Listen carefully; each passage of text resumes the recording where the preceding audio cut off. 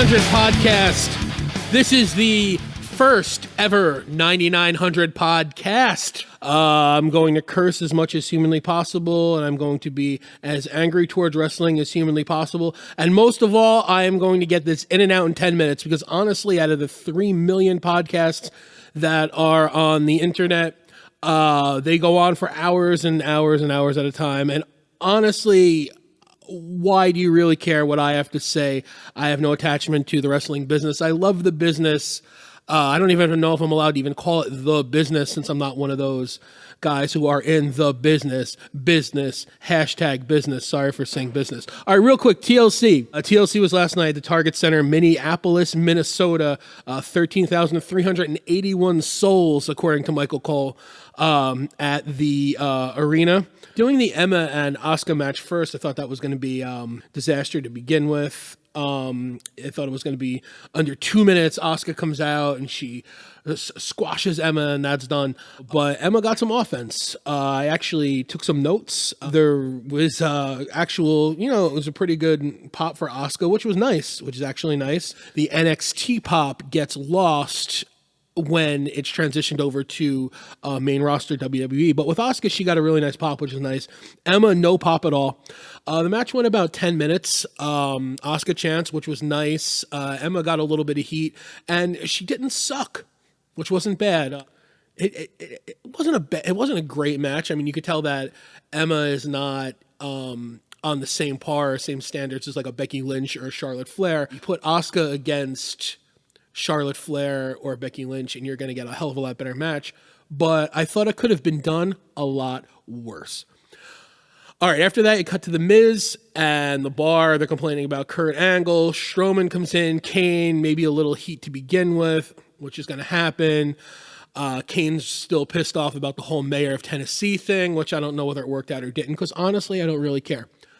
Next, Elias Samson does his shtick. He actually gets, if you notice, Elias Samson gets kind of a face pop every time he comes out and does this whole, hello, I'm Elias. I can't call him Elias Samson anymore for whatever reasons, I guess. I mean, I can. It doesn't matter. But they don't call him Elias Samson. Just like TJ Perkins. He's TJP.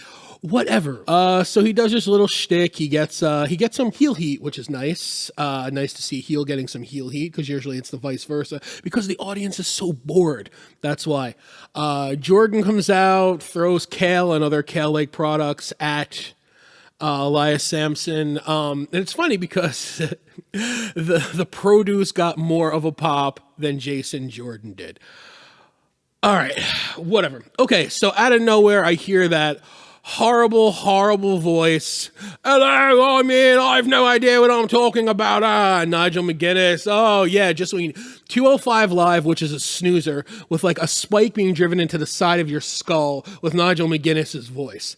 Fan-freaking-tastic. All right. Brian Kendrick, Gallagher, a few scattered boos here and there. Cedric Alexander, if you would have covered my eyes, it would have sounded like he entered into a gymnasium full of 3 people who mildly cared. Swan, very little heat.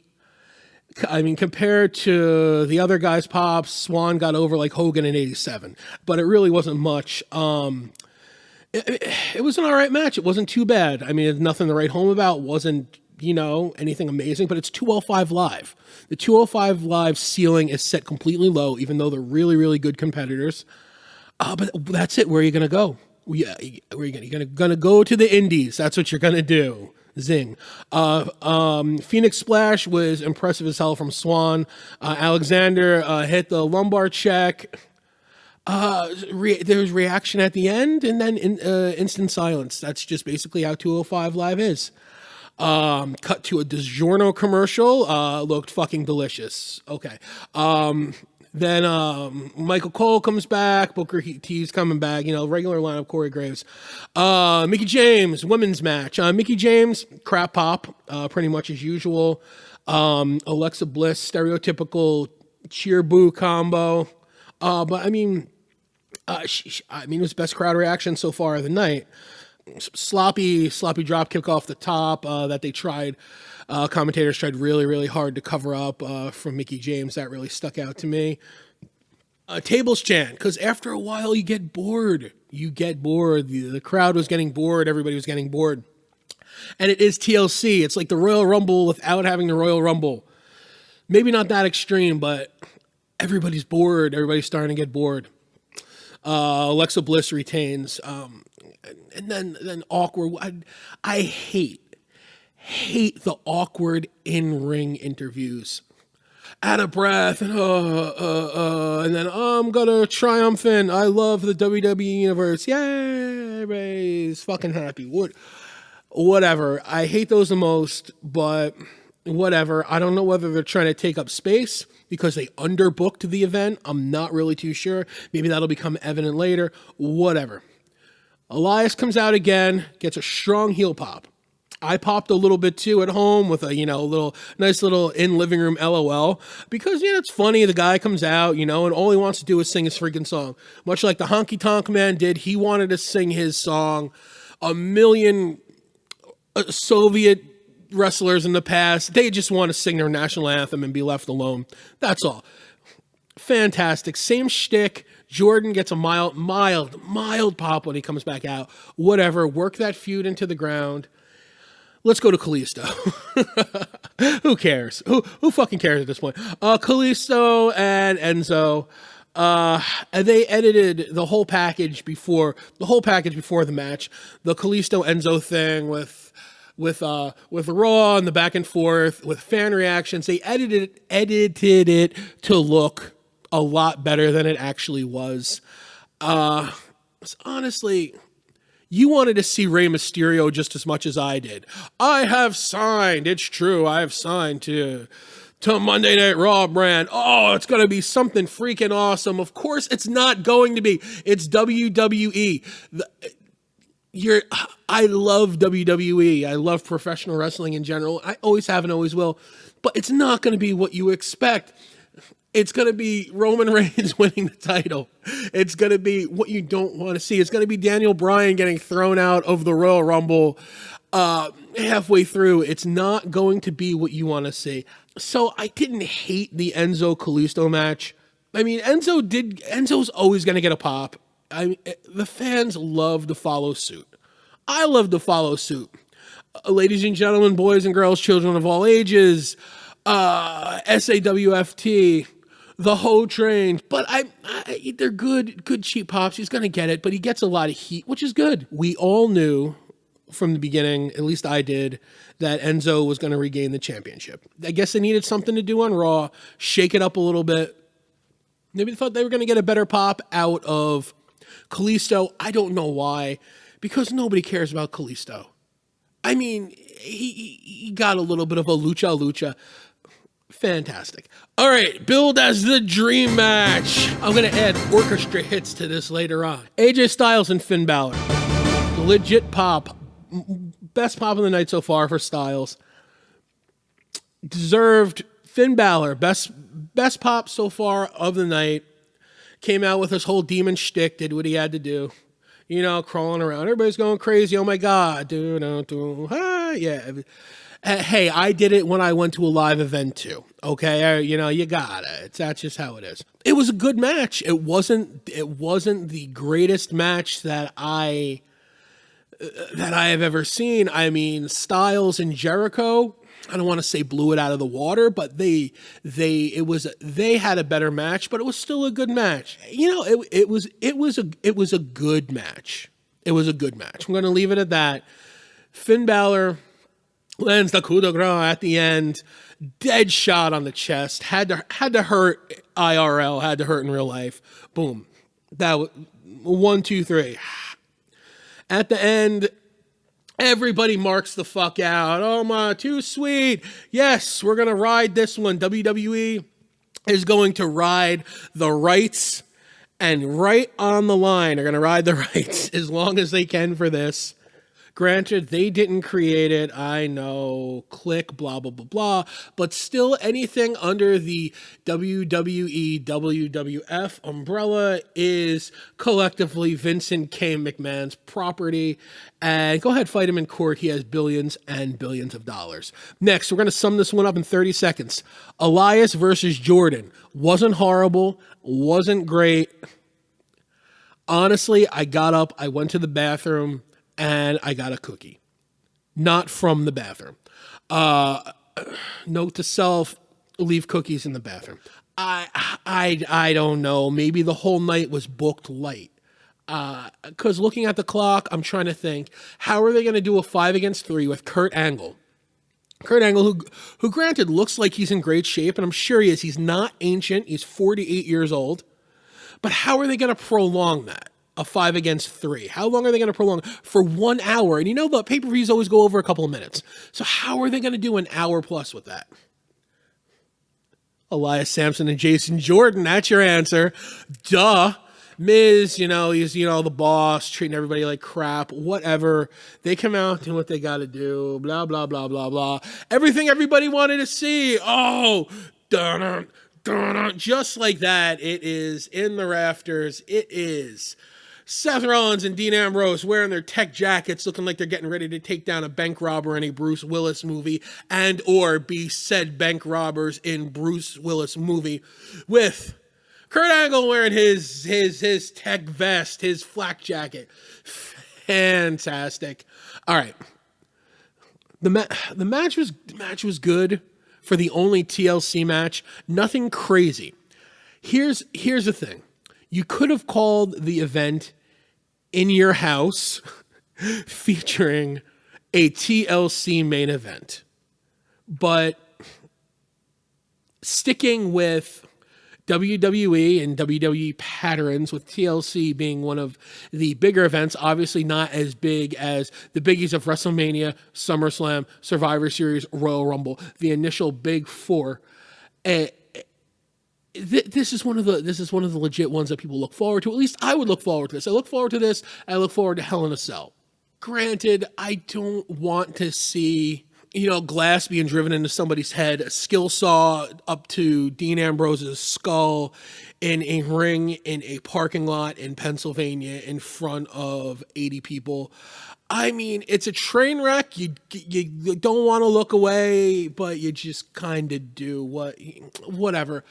But it's a TLC match. It could have gone a little more TLC ish.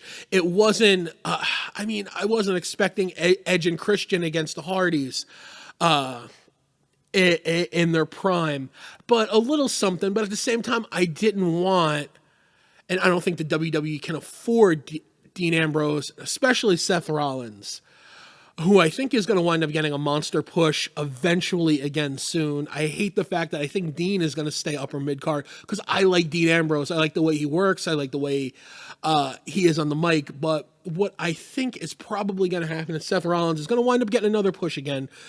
But they're doing well with the tag titles right now. They're still getting over. It's still fresh. It's not stale. Whatever. Kurt Angle didn't take a lot of bumps, which was good because you don't want to see the guy hurt. How ring ready was he? I don't know. He wasn't wearing a red, white, and blue singlet. You couldn't tell whether he was still, you can tell the guy's in shape, but you can't tell if he's, super ripped ring ready. Whatever. He pulled off a lot of suplexes, some cool, it was cool. It was fun.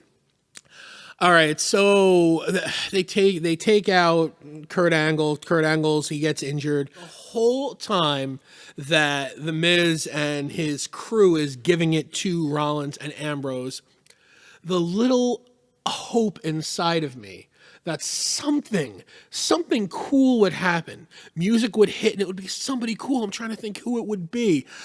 Scanning my memory banks of, oh no, they're on SmackDown. No, who's Raw? The crowd's chanting for Lesnar. Lesnar's off again. Lesnar he's probably going to show up on Monday unless they decide to video package him in. Okay, Brock Lesnar I'll get to a different time. But he's home, sitting on his couch, making millions and millions of dollars. Fuck whatever. Anything would have been nice. So a little back and forth here and there. 100 miles away, you could see there was going to be something going on with Kane and Strowman.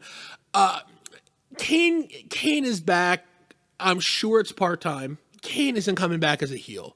So Kane is going to start getting pushed as a face. Kane is too over. When his music hits, Kane is too over to be a heel. and it's too late in his career. The end, essentially, the borrowed ending of his career. I don't want to say borrowed time because he's not ancient, you know. He's not Jake the Snake Roberts doing shows in a bingo hall in front of 4 people trying to stretch out an extra $50. He's still a legit WWE superstar. Anyway. So Strowman gets thrown into the back of a garbage truck. I forgot to tell you, a garbage truck gets wheeled out. I'm sure you know that already. Wasn't driven by a WWE superstar. It was driven by like a guy, a regular garbage truck guy. So he took his sweet ass time, you know, backing up, whatever. So that's what has. Strowman gets thrown in the back of the truck, and apparently he gets compacted. Again, Braun Strowman cannot be killed by ambulance, accident, motor vehicle wreck. He can't be killed. Even the crowd chanted that was murder. Cesaro played it off pretty well. I thought that was pretty funny. Before that, Strowman took a halfway decent bump through the stage. I don't want to say the chairs that they had arranged in typical TLC staging fashion fell directly on him, because they did not fall directly on him. They were it was the most unflattering camera angle humanly possible for this, just to suspend disbelief for a moment that he actually did go through the stage and have 10 chairs dumped on his head. Did not happen. Whatever. He's compacted, but he will show up at Raw without a scratch on him. He will not be missing limbs. He will be 100% Raw. He's going to come out. It's just going to be fantastic. So we're waiting, counting down, because we know the dun, dun, dun, dun, dun is going to hit. I'm just wondering if he's going to come out wearing a tech vest still, or his red, white, and blue singlet. Who knows? So Kurt Angle comes back out, a little bit of back and forth, takes a nasty dump on his neck over the top rope, right on the top of the ring apron. I at that point, I'm like, oh, Kurt Angle broke his neck. But nope, Kurt Angle comes back out, does his whole little ankle, I think we get an ankle lock in there, goes in, they do the triple power bomb. Kurt Angle gets from the crowd. Boom, that's it. WWE in your house featuring a TLC match. It was okay. It was okay. It was something that I was excited I didn't have to pay $49.99 for through my cable provider. In closing, I know this, I'm trying to keep us under 10 minutes. I know we've gotten close to doubling that. What are you going to do? It's under, there's no bar. Will Ring of Honor raise a bar? I don't think so. New Japan's not gonna. It's fun to watch. Lucha Underground, I've been watching that lately. It's fun to watch. But there's no competition. There's no bar. Global is not going to have there's no competition. So if Vince wants to have the main event tomorrow night on Raw be Kane versus Strowman in a Braun Panties pig slop match, coal miner's glove challenge, and it goes an hour and a half, he's gonna fucking do it. He's gonna do it. And what are we gonna do? We're just gonna keep watching wrestling. That's what we're gonna do. All right, that's it. First ever 9900 podcast. Listen to it again. It's on. I have it on YouTube right now. The only thing it's going to be for the time being is on YouTube, because I'm trying not to put money into this. I don't want to go into something. I know people are going to say, anybody who listens to this, hopefully, they're going to say, oh, you can get free hosting for your podcast, blah, blah, blah, blah, blah, blah. Right now, I don't care, because I don't want to have to deal with ads. I don't want to have to deal with BS. If it doesn't cost me anything, it doesn't cost anybody else anything. And why would anybody want to hear me, who nobody gives a flying fuck about, rant about how I don't like Brock Lesnar? Nobody. All right. That's it, 9900 podcast. I'm going to try and do one. I'll try and do a Raw and SmackDown one. Who the fuck knows? 9900 podcast.